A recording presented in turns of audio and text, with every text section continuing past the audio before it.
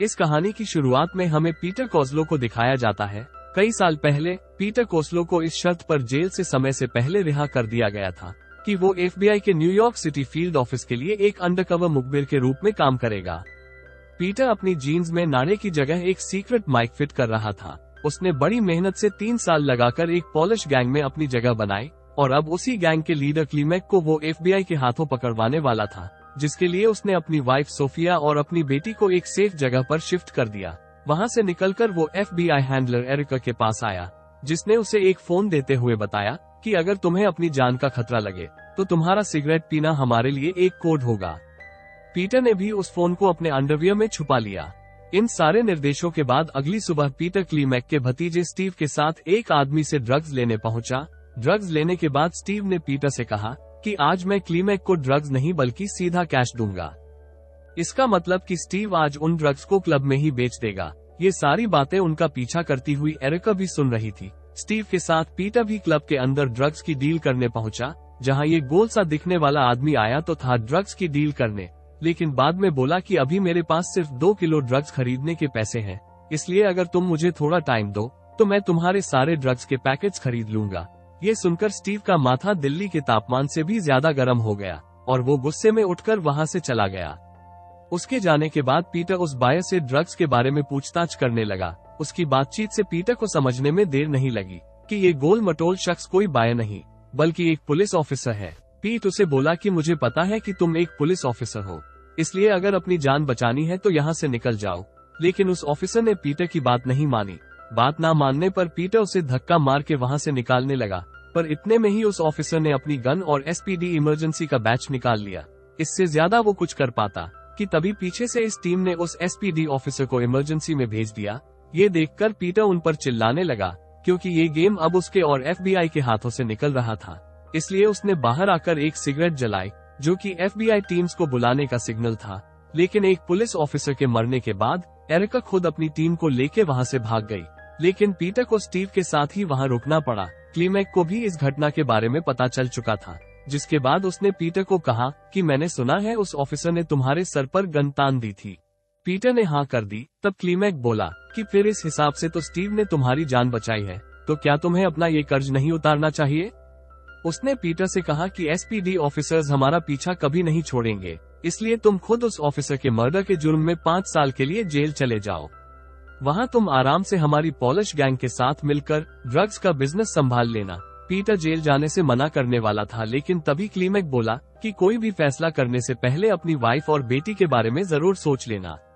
Peter समझ गया कि ये इनडायरेक्टली उसकी फैमिली के लिए धमकी है। ये सुनकर पीटर अपनी फैमिली को लेके वापस घर आया।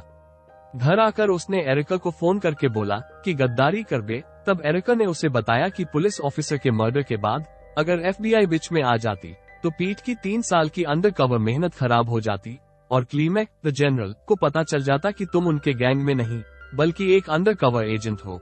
उसी रात पुलिस को भी उस क्लब वाले ऑफिसर की लाश मिल गई, जहां ये डिटेक्टिव एडवर्ड रंस भी था। ये क्लब वाला ऑफिसर डिटेक्टिव एडवर्ड का परम मित्र था, इसलिए एडवर्ड ने ठान लिया कि इन किलर्स को तो मैं पकड़ कर ही रहूंगा। उसने जल्दी पता लगाया कि उसका स्वर्गीय दोस्त किसी पॉलिश गैंग के साथ ड्रग डील करने एक क्लब में गया था और वहां से कभी वापस ही नहीं आया, मतलब जिंदा वापस नहीं आया। उसने उस क्लब के बाहर की CCTV फुटेज चेक कराई तो उसमें उसे पीटर नजर आया, जो बाहर सिगरेट पीने आया था। यहाँ एरिका ने पीटर को अपने बॉस मॉन्टगोमरी से मिलवाया, जो पीटर से बोला कि मेरे दोस्त इस वक्त सिचुएशन बहुत खराब है। FBI चाहकर भी एक ऑफिसर के मर्डर को कवर नहीं कर सकती, इसलिए तुम अभी क्लीमेक के ऑर्डर्स को ही फॉलो करते हुए जेल में चले जाओ और वहां जाकर उस टकले के ड्रग बिजनेस के बारे में सारे सबूत इकट्ठा कर लो, जिसके बाद FBI उन सबूतों से क्लीमेक को अरेस्ट कर लेगी और पीटर भी जेल से बाहर आ जाएगा। लेकिन अगर पीटर जेल नहीं जाता तो उसके ऊपर एक ऑफिसर के मर्डर में शामिल होने के चार्जेस लग सकते हैं। इस वक्त चाहकर भी पीटर के पास कोई ऑप्शन नहीं था, इसलिए मजबूरी में ही सही उसने जेल जाने के लिए हाँ कह दी। अगली सुबह पीटर ने सोफिया को बताया कि कुछ दिनों के लिए उसे जेल जाना होगा। ये सुनकर सोफिया बहुत उदास हो गई। पीटर ने भी अपना पूरा दिन अपनी बेटी के साथ बिताया, जिसके बीच में उसने जेल की सारी बाउंड्रीज और छत को बाहर से ऑब्जर्व करते हुए एक मैप तैयार कर लिया। अब अगले दिन पीटर के जेल जाने का समय आ गया, जिसके लिए उसने खुद ही पुलिस के आगे सरेंडर कर दिया। जेल में जाने के बाद पहले पीटर का फोटो शूट हुआ। और फिर एक बेईमान गार्ड स्लुअट पीटर को अपने साथ ले जाने लगा। सारे कैदी पीटर का स्वागत ऐसे कर रहे थे जैसे जेल में नए कैदी की जगह कोई छमिया आ गई हो। खैर, स्लुअट पीटर को एक अफ्रीकन गैंग के बीचों बीच लाया ताकि ब्लैक गैंग नए नवेले पीटर का आज स्वागत कर सके।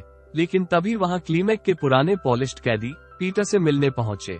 एक कैदी ने स्लुअट को थोड़े पैसे दिए और अपने बैड्स भी उसी कमरे में लगवा दिए ताकि सबको पता चल जाए कि पीटर पॉलिश गैंग का ही मेंबर है। अगले ही दिन से पॉलिश गैंग पीटर को अपने साथ रखने लगी। उन्होंने पीटर को फ्यूचर फाइट्स के लिए एक ब्लेड भी दे दिया। इधर जेल के बाहर FBI ऑफिस में डिटेक्टिव एडवर्ड एरिका से मिलने पहुंचा और पीटर के बारे में इंफॉर्मेशन मांगने लगा। लेकिन एरिका और उसका बॉस मॉन्टगोमरी बोले कि कौन पीटर, हम तो किसी पीटर को नहीं जानते। फिर एडवर्ड ने उन्हें वो फोटो दिखाए जिसमें पीटर के ठीक सामने से एरिका FBI की टीम के साथ कार से जा रही थी। एडवर्ड ने कहा, अगर ये बात बाहर आ गई कि FBI का एक इन्फॉर्मर हमारे ऑफिसर के मर्डर में शामिल है तो FBI और SPD के बीच में एक बड़ी वॉर हो सकती है। यहाँ से निकलकर एडवर्ड पीटर की वाइफ सोफिया से मिलने पहुंचा, लेकिन सोफिया ने भी उसे पीटर के बारे में कुछ नहीं बताया। एडवर्ड भी हार मानने वालों में से नहीं था, इसलिए उसने अब सीधे जेल में जाकर ही पीटर से फोन पर बात करी और बोला कि अगर तुम्हें इस जेल में जिंदा रहना है तो मुझे उसका नाम बता दो जिसने मेरे दोस्त को मारा था। लेकिन पीटर ने उसकी बातों को ऐसे ही हवा में उड़ा दिया। यहाँ जेल में दूसरा गैंग डीलर स्माइली भी था, जो शायद गलती से ही कभी स्माइल करता होगा। उसने सैम को थोड़े पैसे देकर पीटर को अकेले में बुलाया। स्माइली बोला कि इस जेल में मेरे अलावा कोई और ड्रग्स का बिजनेस नहीं कर सकता, जिसके बाद उन्होंने पीटर को खूब मारा और उसे हैंगर की तरह टांग दिया। तब पीटर ने आखिरी सांस लेते हुए बताया कि वो क्लीमेक के लिए नहीं बल्कि FBI के लिए काम करता है। ये सुनकर स्माइली ने उसे छोड़ दिया, क्योंकि स्माइली का दुश्मन भी क्लीमेक ही था। यहाँ FBI ऑफिस में मॉन्टगोमरी ने एरिका को बताया कि पीटर के पीछे SPD और एडवर्ड दोनों लग चुके हैं, जिसके इन्वेस्टिगेशन करने पर FBI की टीम पर भी इंक्वायरी बैठ सकती है। इसलिए तुम्हें पीटर का खेल खत्म करना होगा, वरना FBI टीम पर इंक्वायरी बैठी तो उसमें मॉन्टगोमरी अपना नाम निकालकर एरिका को फंसवा देगा। जेल के अंदर भी स्माइली ने ब्लैक गैंग की मदद से पीटर को क्लीमेक के सारे रैकेट की इंफॉर्मेशन निकाल कर दे दी।